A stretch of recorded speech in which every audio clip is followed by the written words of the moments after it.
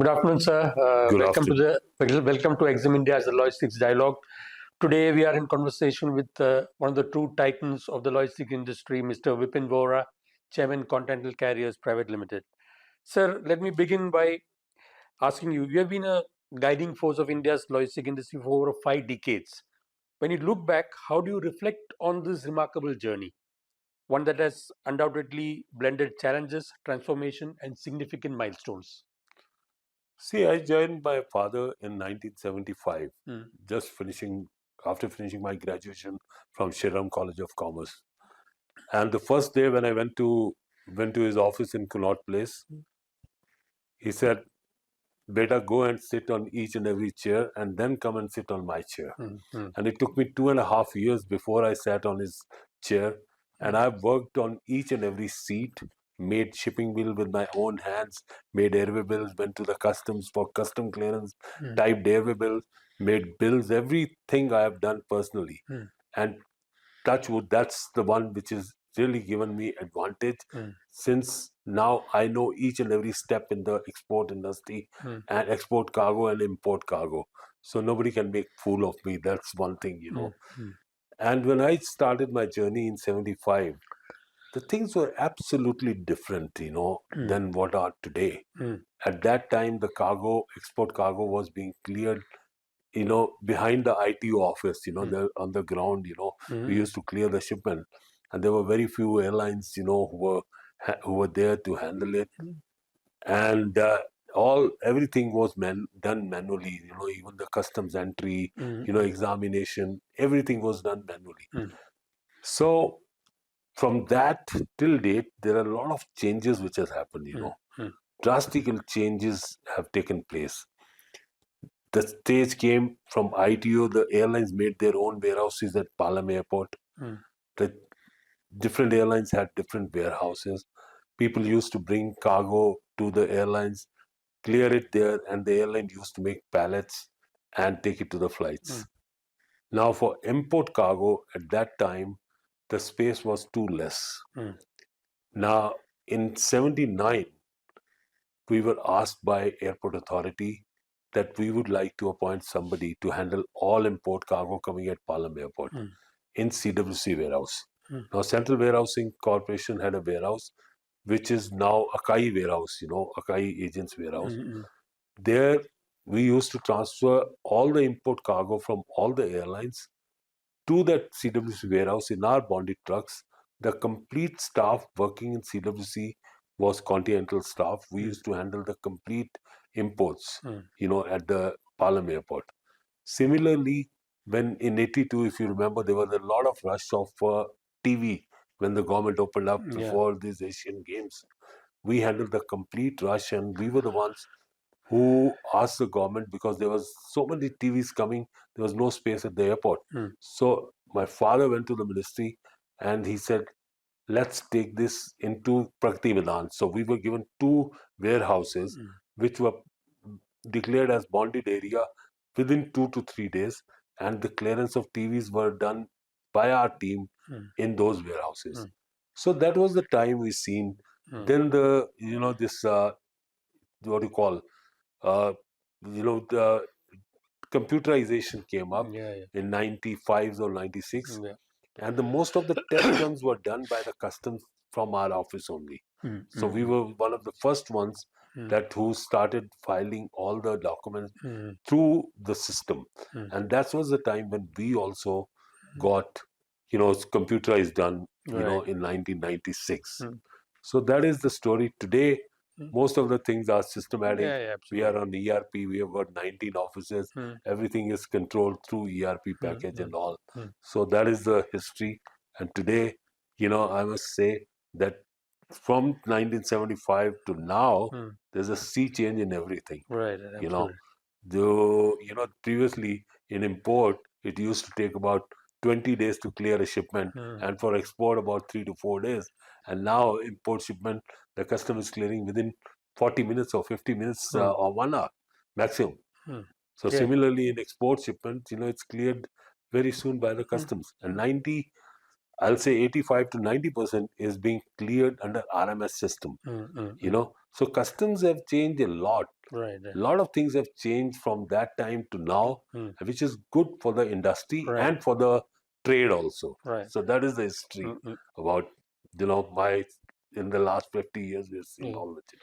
I mean, kind of you have partly kind of gone into my next question. Like, it was how has the logistics landscape evolved in the last decades, particularly in the northern region, and how did Continental Carriers adapt and stay ahead under your leadership? See, what happened was that initially, in Northern India, we were the only company from Northern India who opened offices all India. There were 2, 3 other companies from Bombay who were national wise, Right. they had Yeah. offices. Yeah. There were only 4 or 5 companies who had offices all India. So if from Northern India, Continental was the first company who opened branches in Bombay, Madras, Bangalore, Calcutta.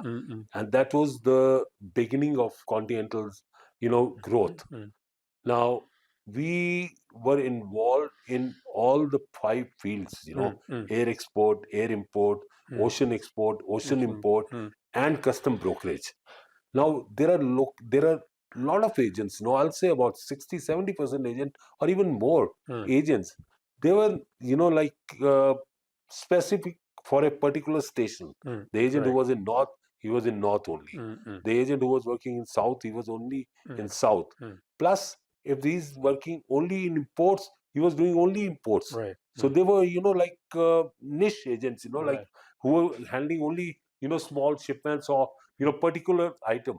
Whereas Continental, we were handling all the 5, Right. things Right. in Northern India. Plus, the Northern India was the first station who developed exports out of India. 67 was the time, 1967 was the time when textile exports started from India. And that was the main commodity which went on by air. Now, 67, it started like somebody's brother is there in US or, in UK, they started sending garments, samples to them. And all textile exports specifically started from Northern India. Right. Right. And we were one of the first agents who got involved in exports. And for almost like 20 years, we were number 1 IATA freight forwarder, handling exports. Right. And that too, our 80% business was from Northern India. Right. Right. And Northern India has always been our strong forte, Yeah, absolutely. always.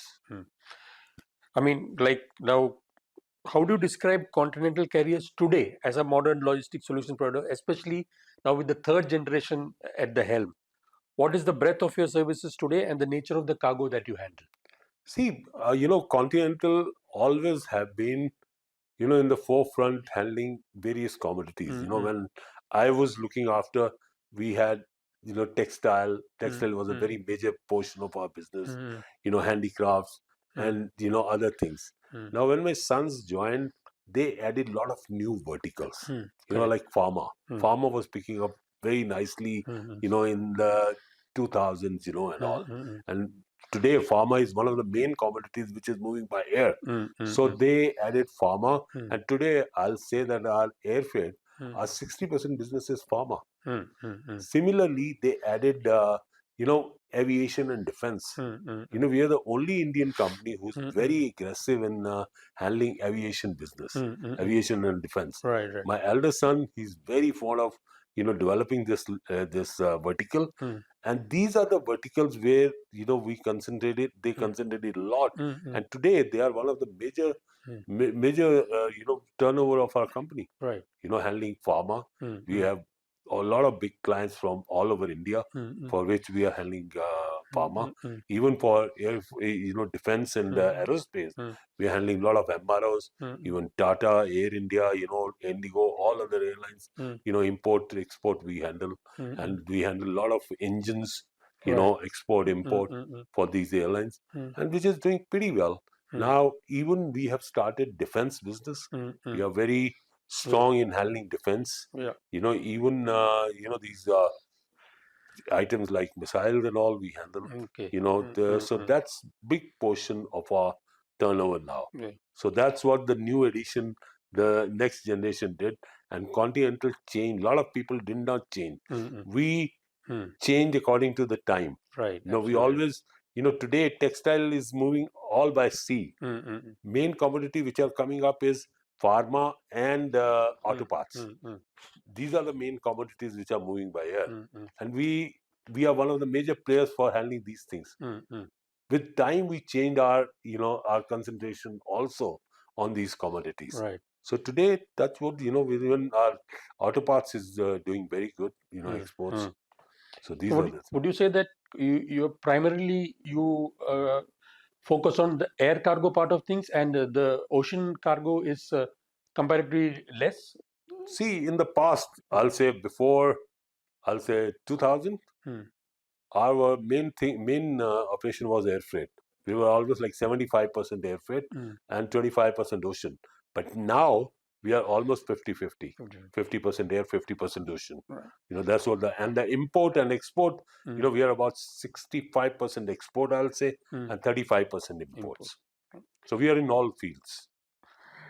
Now, kind of, this is the era of competition. So in a competitive market, such as the one that exists today, what sets Continental Carriers apart? How do you identify your core strengths and unique value proposition? See, Continental always thinks 10 years ahead in the market, which other agents don't do it. I tell you, in 85, we were handling May department stores, Macy's and all, for their textile business. They came to us and they said, we want to start hanging garments out of India. Now, hanging garment concept was not there in India at all. The custom didn't know. The airlines, of course, knew because they were carrying it from Hong Kong and other stations. So we went to the customs, explained to them how it works. Brought all the systems from Hong Kong. This is how they are working there. And we were the first ones to start air freight by hangers, garments on hangers, and even for sea freight by, garments on hangers. So that was, then we started. Later on, everybody came in, Similarly, now, from 2010, when I used to travel and my father used to travel, we used to see that the foreign agents, they build their own pallets and containers and give it ready to the airlines just for, flights. Whereas in India, everybody had to go to the airport for custom clearance and flights. Now that ULD concept was not there. So we were the first one who applied for air freight station in 2013. Now there was no policy. There was policy of CFS and ICDs only. When we applied, the government interministerial board, they referred it to civil aviation that to draft a policy. So the draft policy of air freight station was drafted based on, when we applied. Before that, there was no policy on air freight station. Now, it's almost 10 years, 12 years, I'll say. I've been fighting to get these things done. The policy was announced in 2014 by Ministry of Civil Aviation. Unfortunately, no other department was discussed. Like custom didn't know what AFS is, how it's going to operate, what staff is required, all these things. Even BCAS, security agencies, they were not aware. So everywhere we had to go and explain to them what is AFS, how it's going to work, what are the requirements and all. And it took a lot of time for them to, get the permission from the board and other people to get this thing running. To be honest with you, we did start this operation in April last year, but the custom cost recovery was too high. Right. They wanted to post one DC, one AC, one superintendent inspectors and all. And the cost of customs, they wanted to charge was 185% of the actual cost to the staff salary. It was coming to almost like 38 lakhs one shift for custom staff only. Now the cost of air getting a shipment cleared at AFS was coming close to 22 rupees. Now why the customer will come to us when he can clear it at 7 or 8 rupees at the airport? Now other thing was that this new concept, although it's popular all over the world, Hong Kong is one country where 94% of the cargo comes ready for carriage from the agent's warehouse.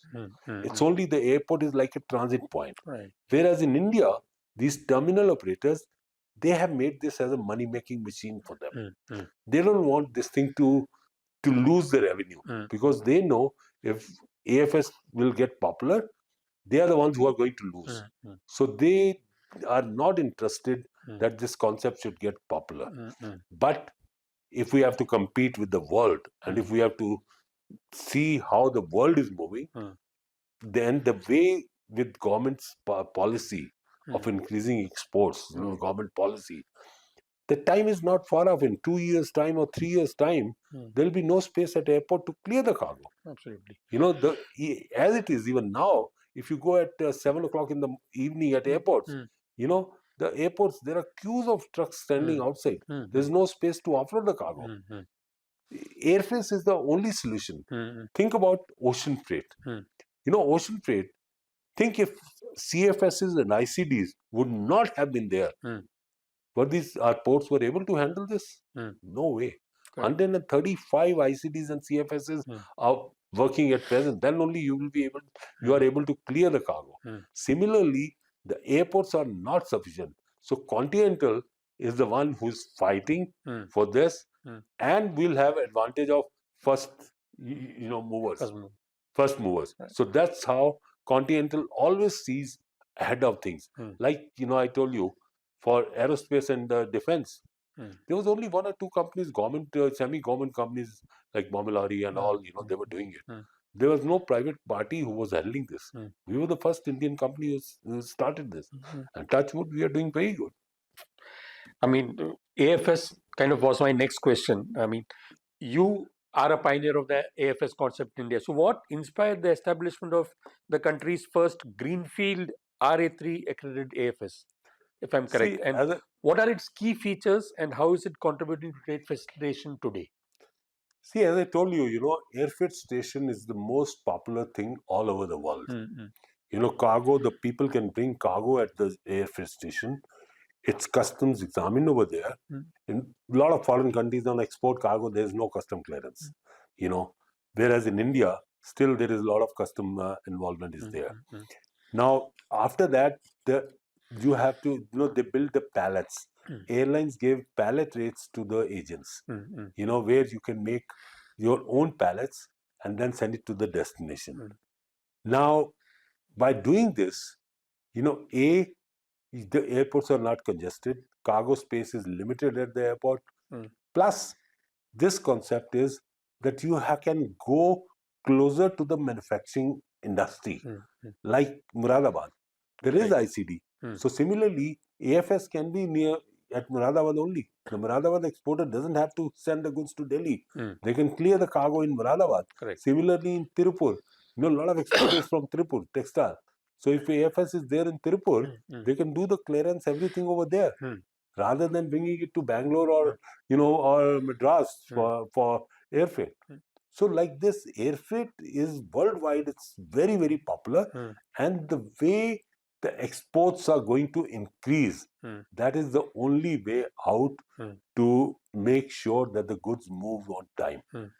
And plus there is advantage, freight advantage also, because when you buy space in bulk, and then when you mix the high density and low density cargo on a pallet, you can save on the freight cost also, which is beneficial to the exporters also. So they become more competitive. And AFS, the whole concept was started by us way back in 2013.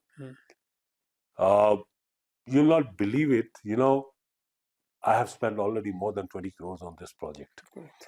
You cannot get BCAS approval unless you have a X-ray machine.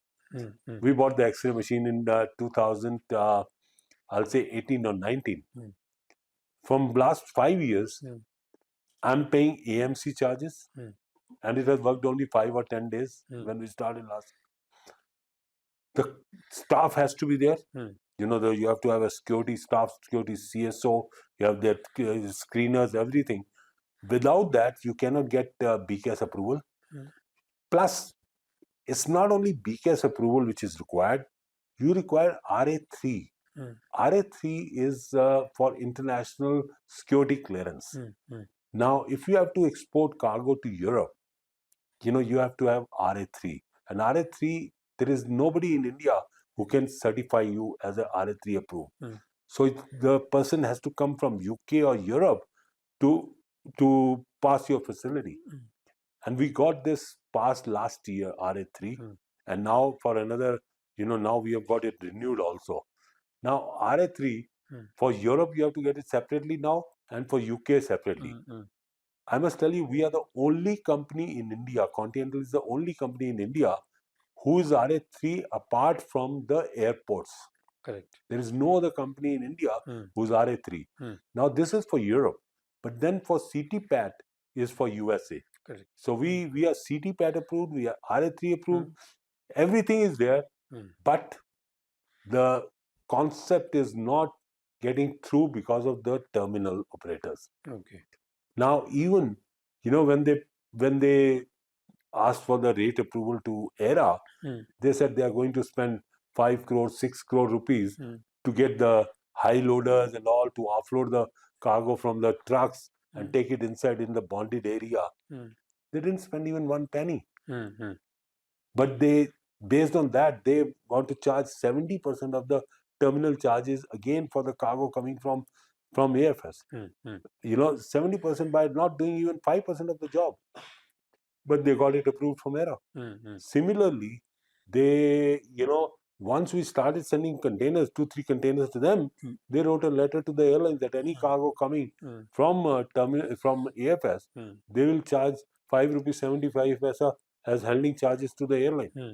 Now they are the ones who are killing this concept, and ultimately the government is going to suffer. The country is going to suffer. These terminal operators, they are, for their selfish interest, they are not allowing this concept to come up forward. Okay.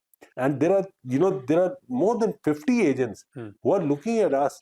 The moment will start, the AFS will start operational, again, they'll all apply. And this is the one thing which airport terminal operator knows about it, and they don't want this concept to come forward. But have you raised it with the authorities, with the we have raised it to the minister level also, with the Commerce Ministry, with the Commerce Ministry, with the Ministry, with DPIIT, with everybody. Even I have gone to the level of cabinet secretary also. Okay. So they are now re-looking at the policy to reframe the policy again on these things. So you talked about the advent of computerization. Now, obviously, we have come a long way since then. But in today's era that is defined by digitization, automation, AI, I mean, in your view, has the industry sacrificed some of its traditional personal touch in the pursuit of technology-driven efficiency? See, cargo business, according to me, is personal business, Today, if you compare with the multinationals and all, Indian company, of course, computerization helps a lot. There is a lot of people working with ERP. We are also on ERP, all our 19 offices, all India, we work on ERP and all. Now, AI is definitely going to come forward in the coming years. Right. Our IT department is also working on it, on AI, how we can take advantage of the situation, how we can get the, customers' profiles and their, business, things, how much business they have done, how much profitability, all those things. AI can help in a much better way than the normal computerization. Now our teams are working, but I tell you, still it's much better to talk to the agent on phone rather than the computer answering the query of the people. Today, the customer calls you, यार मेरी आज shipment है 100 parcel की, क्या rate लगेगा, क्या लगेगा. Now if he's putting on the system, they are getting the rate. Now in the market, if you call up 4 agents, it depends how much capacity airline has got today. Every airline changes the rate minute to minute, depending on the capacity available. So man to man is going to be definitely there, and you cannot replace in our business. As far as I'm concerned, I can tell you that. But technology is a must. Is a must, and I don't deny that. And so, how is Continental leveraging emerging digital tools and technologies to enhance service quality, operational efficiency, and customer experience? See, I tell you, I'm not a computer guy. Let me be very honest with you. I can only read and, dictate, emails and all, but I'm not a very computer, savvy. But both my sons, they studied in Babson Business College in Boston. They are very computer savvy, and they are the ones who are doing a lot on the computerization. Even the working we are doing is mostly on the computers, not from today, but from the last so many years. Right. Even trace and track, everything is available in our system. So they are the right people who can answer you much better than me because I'm not a computer savvy guy. Let me be very honest with you. Sir, now coming to you being an advocate of trade interests, you have long championed trade interests through your involvement in national and international industry bodies and committees. What have been the kind of standout moments of this engagement, and how do you assess the current policy and regulatory environment for logistics in India? See, let me tell you, I have been representing, I was past president of Air Cargo Agents Association. I represent convener of Air Freight Council of Triple FAI Freight Forwarders Association. From the last, I think, 8 or 10 years, I'm the one who attends all the meetings of the government. I attend all the meetings of civil aviation, ministry, then even DPIIT and all other departments, I represent the trade. Similarly, I represent Civil Aviation Committee. I was chairman of PhD Chamber of Commerce for the Civil Aviation Committee for 3 years. Then I'm co-chair of, SHM of Civil Aviation Committee and even FICCI. So I represent all these bodies. So anything about logistics, I go for and attend the meetings on behalf of the trade. From the last 2 years, even AEPC, Apparel Export Promotion Council, they have opted me as in the managing committee to take advantage of my experience in the logistics and what is happening in the market and all. So whenever I go for the meeting, I always keep interest of the whole, trade, not my personal interest. I'm a person who look after the industry first. For me, industry comes first, then my personal interest. So even the policies, like I can tell you, there were time, if you remember, I'm talking about 75s, 80s. On each and every package, custom used to put iron, seal. On each and every package, small, big, large. One of our customers in the United States, he got the package with the seal, and the moment he put on the conveyor belt got broken. So he sent us the pictures. He said, "We don't want this seal." And it was a big department store, and he was buying very big quantities out of India. So my father went to the customs and asked them, "See this photo? This the overseas agents. They don't want this seals to be put in."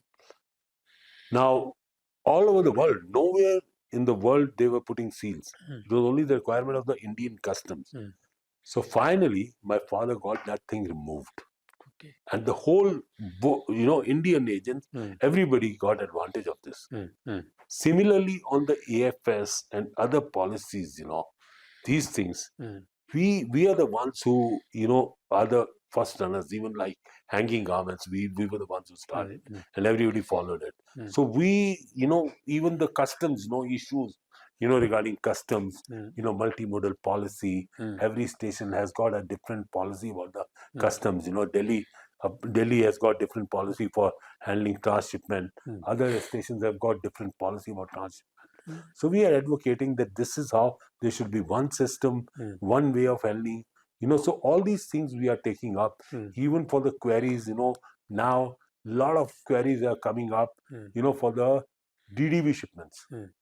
Now DDB shipment is the customer over here, if he is exporting to US, the buyers are looking for DDB, duty paid, everything delivered to my warehouse. You quote me a price. I don't care whether the duty is 20% or 40% or 50%. You quote me one price where you will deliver the goods in my warehouse. Now, the problem is coming to me through my staff. that a lot of queries are coming for DDP. Now, how can I pay the duty in that country? Now, duties are not less, it's 50%. Now, there's a query of 100 tons cargo of auto parts, which has to go to US. Now, duty alone is coming to about 5 crores a month at 50%. Now, how can an agent invest in that 50%? The customer wants credit on duty also. So we said, sorry, this is not the business. Plus, there are other still question mark whether agent is allowed to pay duty in foreign currency, because we have to bill to the agent in rupees. So all these queries we are getting sorted out with the ministries and with the Reserve Bank of India and all those things. So all these queries we are raising through our associations, and getting it resolved. Okay. So this is how we are helping the trade to see how we can do it. Sir, now as Continental is approaching 70 years, it's a big milestone. How do you envision strengthening and expanding its legacy? And on a personal note, how do you view your own legacy within India's logistics ecosystem? See, let me tell you, as I told you, I've completed 50 years. Now I'm taking a little back seat. My sons are the front runners in the company, and they have got great plans. We, as a company, Continental Carriers, we were the ones who brought a lot of big multinationals into India. Like Bax Global, UTI, Almonds, and all. We taught them how to do business in India, and ultimately, they all opened their own office. They took the business, they took my staff also. Fine, no problem. We still survived. There were 7 times, we went up and down, up and down. We survived because we control the business. 60 to 70% business we control. If it's an agent routed, they would have taken that business. So we survived because we control the business, our business. And, now when multinationals, you are competing with the multinationals, you'll not believe it, every month I get 2 or 3 phone calls from these big fours that this company is coming. Are you interested to sell? Are you interested to sell? And I said, no. I played my innings. Now it's my children what they want to do it. And touch wood, they're very nice and very aggressive. They are understanding the trade. They are enjoying this business. Because this business is such, if you वो कहते हैं ना जोश नहीं है इस business में करने का, दम नहीं है, तो ना आओ इस बिजनेस में. Correct.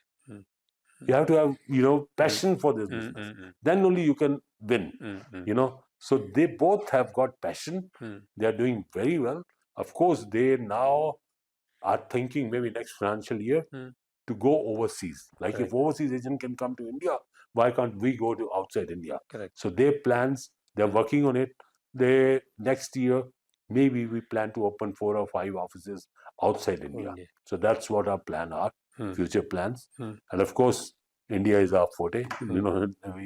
We are very happy the way we are doing. Our outstandings are controlled. Our customers are happy. We have customers who are dealing with us from last 40 years, 45 years. They don't want to change. They are, more today. The relationship has developed such nicely with them, like more of a family. Correct. This business is such. You develop relationship like a family.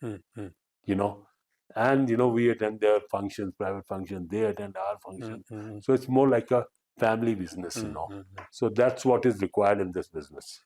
So I'm very happy that the way these young boys are doing, Vaibhav and Viraj. They'll do wonders in this. They'll take it future. And right now, we have no plans to sell our company or to do all this thing. We are very happy the way we are doing and what we are doing. Sir, my final question, like as an industry veteran, what message would you like to share with the trade and the wider logistics community? See, this is an excellent business. You have friend in every country. The only thing I can say is, if you are very particular about the outstanding, keep control of your outstandings. The business is going to grow the way the country, Pradhan Mantri's, export increase, make in India, things are coming up. This business is going to grow. Future is there. So they should make sure that they are involved in this business, and new things when they come, they should adopt the new processes, businesses, and try to keep the customers. It's not that you go to a new customer and old customer is going. Keep your old customers. Old is gold. And that's how we look at this business is definitely going to grow many folds in the future. That's what I think. And of course, Indian, agents, they are very, very aggressive. We know that. And they will all do good. And they are still giving tough time to the multinationals, in India. That's what I can say. The future is great for the Indian freight forwarders. Thank you, sir. Thank you. Thank you for sparing the time.